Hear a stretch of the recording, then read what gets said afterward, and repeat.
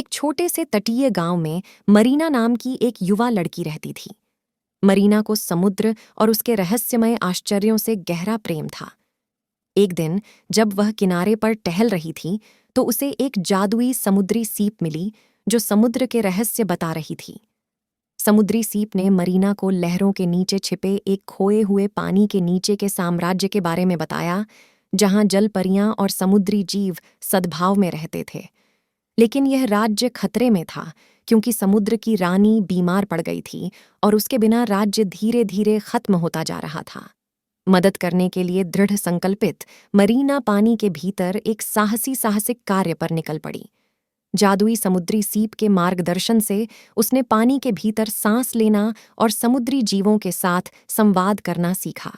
अपनी यात्रा के दौरान उसकी मुलाकात फिन नाम की एक चंचल डॉल्फिन और ओशियाना नामक एक बुद्धिमान बूढ़े कछुए से हुई, जो उसके वफादार साथी बन गए। मरीना और उसके नए दोस्त समुद्र की गहराई में चले गए, खतरनाक धाराओं पर विजय प्राप्त की और चमकती जेलीफिश और बहुमूल्य रत्नों की तरह चमकने वाली तराजू वाली रंगीन मछलियों जैसे मंत्रमुग्ध कर देने वाले जीवों से दोस्ती की। अपने साहस और दयालुता से मरीना ने समुद्री जीवों को समुद्र की रानी का इलाज खोजने के लिए मिलकर काम करने के लिए प्रेरित किया। अपनी बहादुरी और टीम वर्क के माध्यम से उन्होंने एक छिपी हुई पानी के नीचे की गुफा के भीतर एक दुर्लभ उपचार संयंत्र ओशन ब्लूम की खोज की। मरीना और उसके दोस्तों ने पौधे को पुनः प्राप्त किया और समुद्री जीवों के संयुक्त प्रयासों से उन्होंने रानी को ठीक करने के लिए एक शक्तिशाली औषधि बनाई।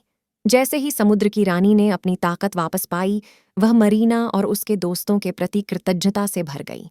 कृतज्ञता में उसने मरीना को एक जादुई मोती उपहार में दिया, जिसमें समुद्र और उसके निवासियों की रक्षा करने की शक्ति थी। मरीना अपने गांव लौट आई, लेकिन उसका दिल हमेशा समुद्र का रहेगा। जब भी उसे अपने पानी के नीचे के दोस्तों की याद आती थी तो वह जादुई मोती पकड़ लेती थी और वह चमक उठता था और उसे अविश्वसनीय साहसिक कार्य और लहरों के नीचे की गई दोस्ती की याद दिलाता था। और इसलिए पानी के नीचे के साम्राज्य को बचाने वाली बहादुर लड़की मरीना की कहानी गांव में एक पसंदीदा कहानी बन गई, जिसने सभी को दोस्ती की सुंदरता, साहस और समुद्र की गहराई में मौजूद जादू की याद दिला दी।